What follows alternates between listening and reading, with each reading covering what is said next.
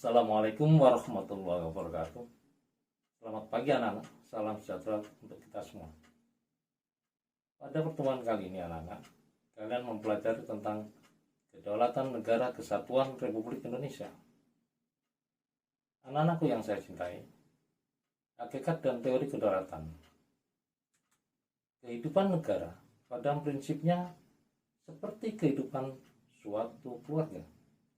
Negara merupakan suatu tempat, wadah di dalamnya banyak orang yang hidup dan mempunyai tujuan hidup dan prinsip serta keinginan yang bermacam-macam, berbeda antara orang yang satu dengan yang lainnya. Dalam suatu negara mempunyai ciri prinsip tata kelola kekuasaan pemerintahan atau atribut hukum yang disebut dengan kedaulatan. Apa kedaulatan itu anak-anak? Baiklah, kita pahami dulu tentang pengertian kedaulatan. Kata kedaulatan berasal dari bahasa Arab, yaitu daulah, yang artinya kekuasaan tertinggi. Pengertian kedaulatan itu sendiri adalah kekuasaan yang tertinggi untuk membuat undang-undang dan melaksanakannya dengan semua cara yang tersedia. Oleh karena itu, kedaulatan rakyat membawa konsekuensi bahwa rakyat adalah pemegang kekuasaan tertinggi dalam kehidupan bermasyarakat dan bernegara. Pengertian kedaulatan menurut para ahli, menurut John Bodin, kedaulatan adalah kekuasaan tertinggi untuk menentukan hukum dalam suatu negara.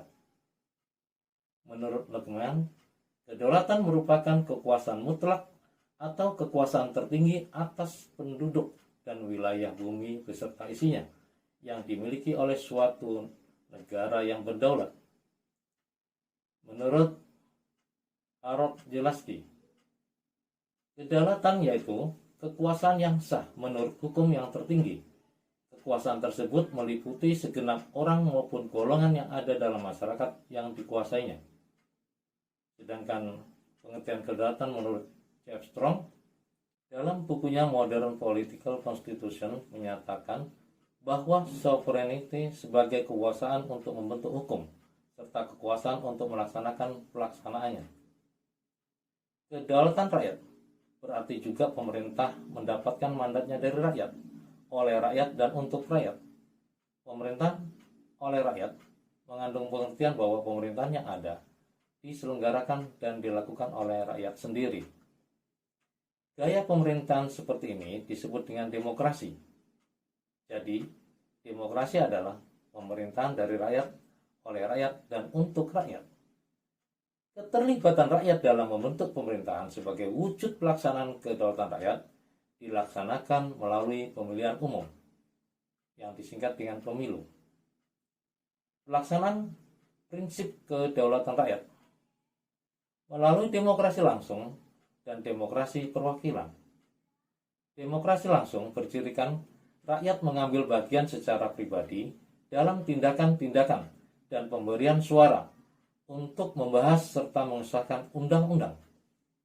Demokrasi perwakilan, rakyat memilih warga lainnya sebagai wakil yang duduk di lembaga perwakilan rakyat untuk membahas dan mengesahkan undang-undang. Kedaulatan memiliki 4 sifat pokok, yaitu 1. Asli. Artinya, kekuasaan tidak berasal dari kekuasaan lain yang lebih tinggi. 2. Permanen. Artinya, kekuasaan itu tetap ada sepanjang negara tetap berdiri walaupun pemerintahan sudah berganti. 3. Tunggal. Artinya, kekuasaan itu merupakan satu-satunya dalam negara dan tidak dibagikan kepada badan-badan lain.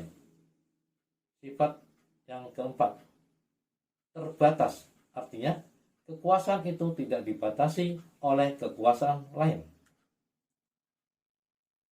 Sifat-sifat kedaulatan: kesatuan, bulat, tidak boleh diserahkan, tetap tidak berubah. Kesatuan, semangat rakyat untuk memerintah dan tidak mau diperintah itu adalah satu. Sedangkan bulat, tidak terbagi-bagi, kedaulatan tidak dipecah-pecah. Sifat kedaulatan yang lain tidak boleh diserahkan. Artinya kedaulatan tidak boleh dijual, digadaikan atau dihadiahkan.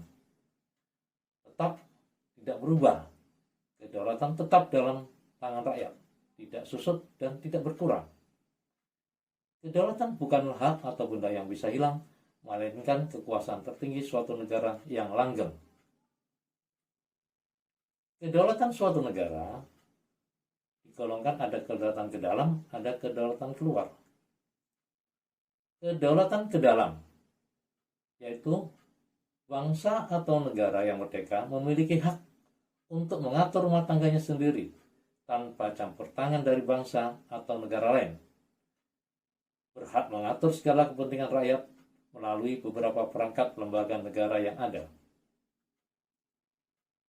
Sedangkan kedaulatan keluar, yaitu kekuasaan negara dalam menentukan hubungannya dengan negara lain, bekerja sama dengan negara lain, termasuk mendapatkan pengakuan kemerdekaan dari negara-negara lain, serta bekerja sama dengan negara-negara tetangga dan sebagainya.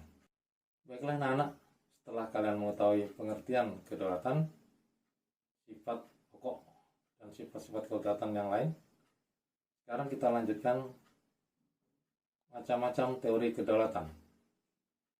Yang pertama, teori kedaulatan Tuhan. Yang kedua, teori kedaulatan raja. Yang ketiga, teori kedaulatan negara. Yang keempat, teori kedaulatan hukum. Kelima, teori kedaulatan rakyat. Untuk menjelaskannya, akan kita lanjutkan pada pertemuan yang akan datang. Jadi kalian pelajari, kalian membuat pertanyaan, tanyakan pada pertemuan yang akan datang. Sekian dulu pertemuan kali ini. Sampai jumpa dengan video selanjutnya. Wassalamualaikum warahmatullahi wabarakatuh.